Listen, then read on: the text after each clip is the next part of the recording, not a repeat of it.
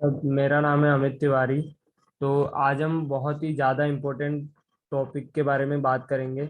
अगर आपको एसटीएल के बारे में नहीं पता है तो मैंने इससे पहले दो वीडियोस बना रखी है जिसमें मैंने एसटीएल का इंट्रोडक्शन दिया है कि एसटीएल में क्या क्या होता है और वेक्टर के बारे में बताया था।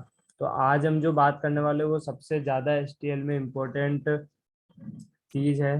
तो मैप के बारे में बात करेंगे, हम अनऑर्डर्ड मैप के बारे में बात करेंगे, सेट अनऑर्डर्ड सेट। तो अगर आपको एसटीएल के बारे में बिल्कुल भी आइडिया नहीं तो मैं बता देता हूँ। जैसे क्या होता है कि एसटीएल में अगर आपको कुछ यूज़ करना है, जैसे स्टैक यूज़ करना है, क्यू यूज़ करना है, तो आपको खुद से नहीं बनाना पड़ता। इनबिल्ट बनाया हुआ है सी प्लस प्लस ने। आप बस उसका यूज़ करें और आप डायरेक्टली यूज़ कर सकते हैं। तो ये काफ़ी ज़्यादा फ़ायदा हो जाता है जब आप कॉम्पिटिटिव प्रोग्रामिंग कर रहे हो या आप इंटरव्यू में बैठे हो, आपको सॉर्ट करना है तो आप डायरेक्ट सॉर्ट का फंक्शन लगा सकते हो। हाँ, अगर इंटरव्यू मना कर देता है आपको एसटीएल के लिए, एसटीएल यूज़ नहीं कर सकते तो अलग बात है, पर मेजोरिटी हाँ अलाउ रहता है।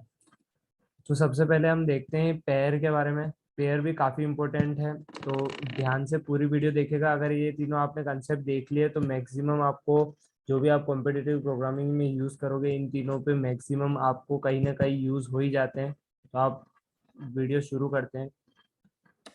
तो पेयर क्या होता है? तो पेयर को हम क्या होता है, कोई भी दो डेटा टाइप को कंबाइन करने के लिए काम में आता है। मतलब एक तरह से जैसे कि इसका सिंटेक्स होता है pair of data type comma data type angular bracket के अंदर और फिर उसका नेम सेमीकोलन।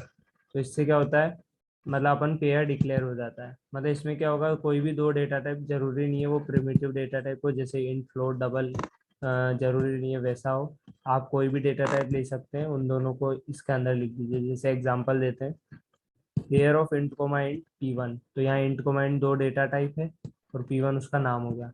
और दूसरा जैसे pair of int comma string हो गया, स्ट्रिंग कोमा इंट भी लिख सकते हैं हम।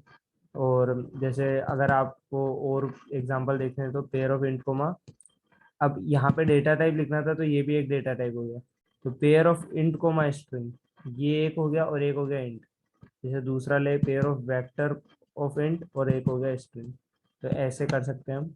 और इसका जैसे मान लो पेयर में दो वैल्यूज होगी, जैसे यहाँ लिखा हुआ मैंने, pair of int comma string, मतलब पहली वैल्यू जो होगी वो इंट होगी, दूसरी वैल्यू क्या होगी, स्ट्रिंग होगी। तो पहली वैल्यू इंट हो गई 8 और दूसरी वैल्यू स्ट्रिंग है तो हेलो लिख दिया मैंने, स्ट्रिंग इन्वर्ट ये इसके अंदर लिख दिया। ठीक है। और फिर हम क्या करेंगे, अब इसको मान लो एक्सेस करना है मुझे, 8 एक्सेस करना है। तो पहली वैल्यू को एक्सेस करने के लिए हम लिखते हैं उसका नाम, जो पेयर का नाम है पी डॉट फर्स्ट, और दूसरी वैल्यू के लिए पी डॉट सेकंड। तो मैं इसको आपको रन करा के बता देता हूँ। रन करते हैं हम कंट्रोल शिफ्ट बी से, सबलाइन है ये।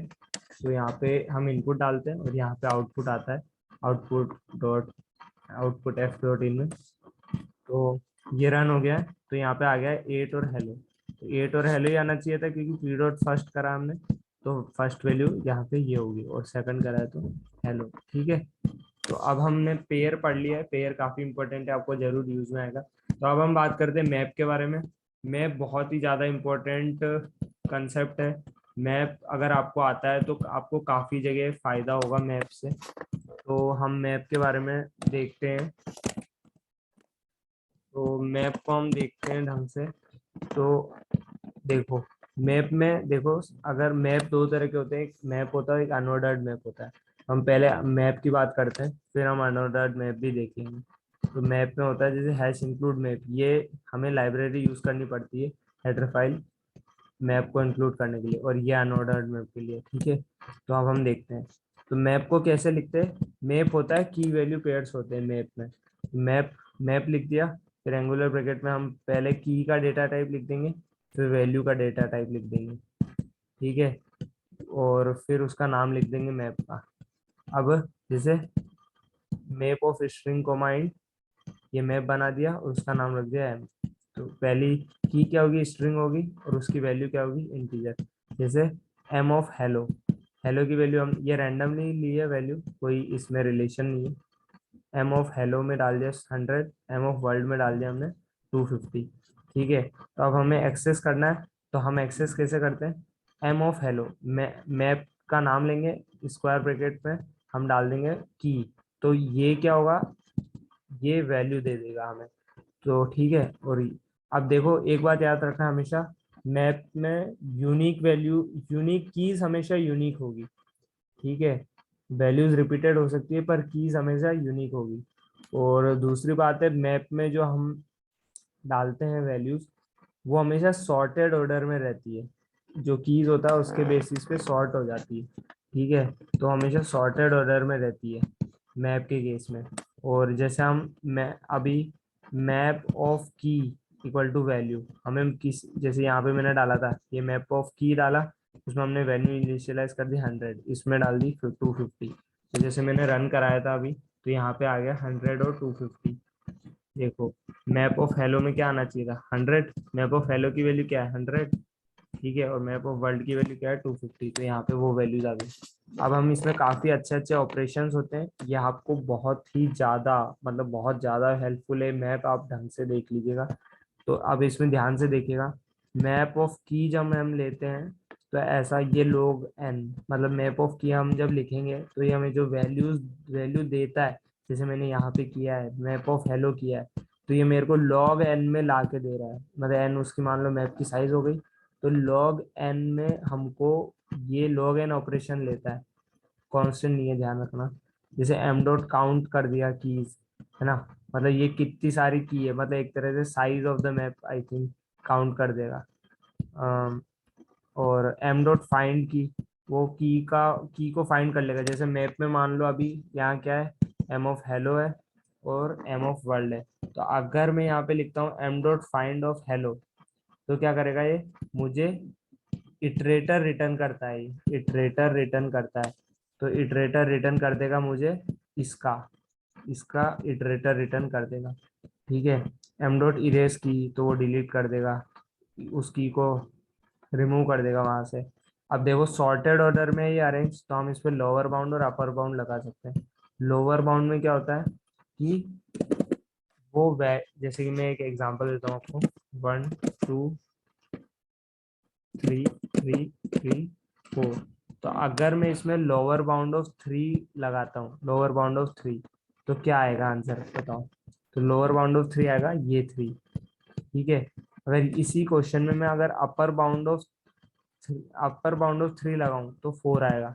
लोअर बाउंड क्या करता है कि आपको क्या करेगा, जैसे 1 2 3 3 3 4 है, तो या तो 3 के बराबर वाली वैल्यू लेगा या उससे बड़ी लेगा। मतलब अगर 3 के बराबर है तो 3 लेगा, है ना, लेकिन अगर बड़ी है तो क्या करेगा वो, जैसे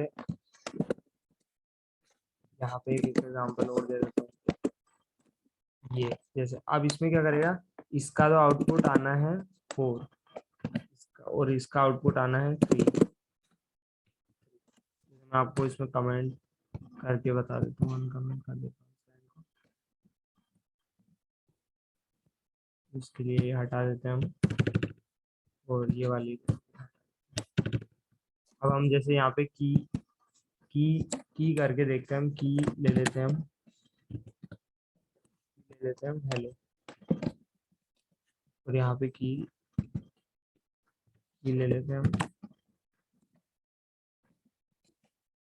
तो आप बताओ क्या है, ये आउट करके भी देखना पड़ेगा।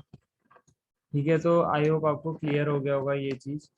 तो मैप काफ़ी इंपॉर्टेंट चीज़ है। तो अब अनऑर्डर्ड मैप को अगर हम देखें, तो अनऑर्डर्ड मैप में क्या होता है, अनऑर्डर्ड मैप में आपके सारे जो भी इतने ऑपरेशन थे ना, जैसे जो लॉग एन में ऑपरेशन हो रहे थे, वो सारे बन जाते हैं ऑर्डर ऑफ 1 में।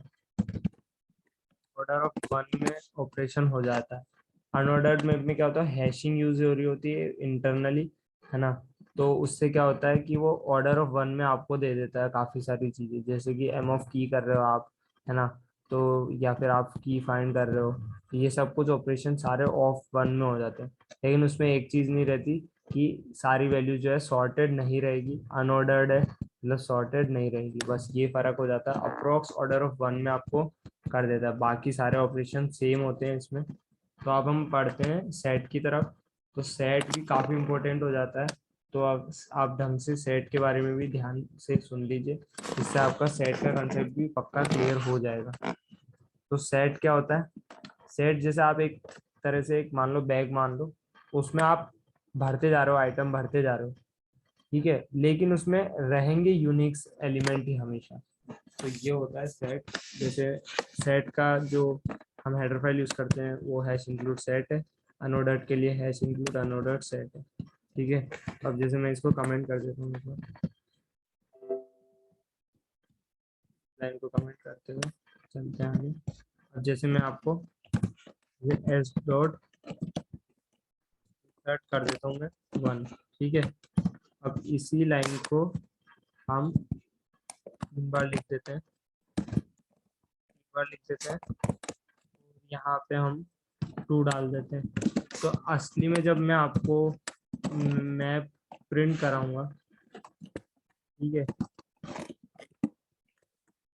ये जो सेट है मैं मान लो अभी प्रिंट करा के दिखा देता हूँ आपको।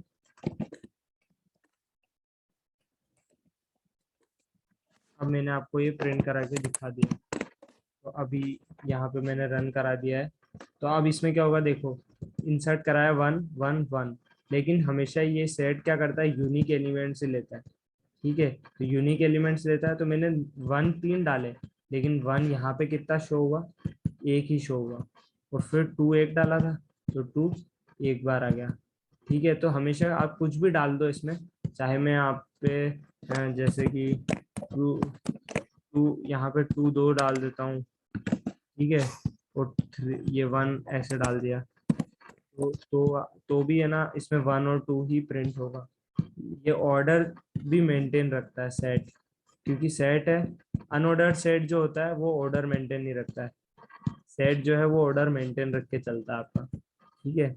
ये मैंने फॉर ईच लूप लगाया था यहाँ पे, उससे करके दिखाया मैंने आपको। तो इसमें क्या होता है, जैसे सेट में ऑपरेशंस होते हैं इंसर्ट, तो इंसर्ट कर देगा, ये सेट में जो भी है ये ऑपरेशन लॉगन लेंगे ऊपर के 3, इंसर्ट कर देगा S dot insert, S dot erase क्या करेगा, इरेज कर देगा, ठीक है। वो मतलब जो सेट में आपने 1 डाला था वो डिलीट कर देगा एक तरह से, ठीक है। एस डॉट काउंट क्या करेगा, उसको काउंट कर लेगा। अब एस डॉट काउंट ऑफ एक एलिमेंट करेगा, है ना, एक एलिमेंट को काउंट कर रहा है, और सेट में क्या है, यूनिक एलिमेंट्स ही है, तो हमेशा काउंट की वैल्यू या तो 0 आएगी या 1 आएगी, क्योंकि काउंट क्या करेगा, जैसे मान लो आपको अभी सेट में 1 का काउंट निकालना है, तो आपने भले कितने भी डाले हो, लेकिन आया तो एक ही 1 है, तो या तो इसका काउंट 1 होगा, जैसे 1 का काउंट कितना है 1, अगर मैं मान लो काउंट ऑफ 3 करता हूँ तो क्या आएगा, 0 आएगा, क्यों, क्योंकि इसमें एक भी एलिमेंट 3 नहीं है, तो 3 का काउंट क्या जाएगा, 0 आ जाएगा। अब जैसे एस डॉट क्लियर कर दिया तो क्या होगा, पूरा सेट खाली हो जाएगा, तो वो ऑर्डर ऑफ n लेता है, और एस डॉट साइज जो है ऑर्डर ऑफ 1 लेता है, ठीक है। ये मैंने सेट की बात बताई, लेकिन अगर अनऑर्डर्ड सेट होता तो क्या होता, अनऑर्डर्ड सेट में क्या होता है कि आपको हैशिंग यूज होती है यहाँ पे भी। अब इसमें क्या होता है, अनऑर्डर्ड सेट में आपके फिर से ये जितने भी ऑपरेशन मैंने तीनों लिखे ना लॉग एन में, ये सारे बन जाएंगे आपके अप्रोक्स ऑर्डर ऑफ 1, ठीक है। तो लेकिन यहाँ पे एक चीज चली जाती है, सॉर्टेड नहीं रहेंगे, अब सारी जो वैल्यूज है सेट के अंदर वो अब सॉर्टेड नहीं रहने वाली है।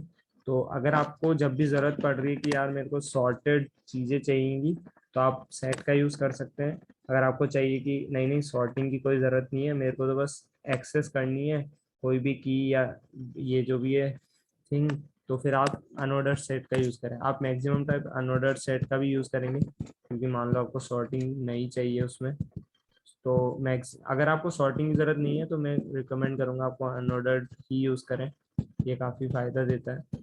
तो आई होप आपको वीडियो पसंद आई होगी, अगर वीडियो पसंद आए तो प्लीज़ लाइक कर दीजिए और कमेंट भी कर दीजिए, ताकि मुझे पता चले कि आपको वीडियो पसंद आ रही है, और शेयर कीजिए अपने दोस्तों के साथ।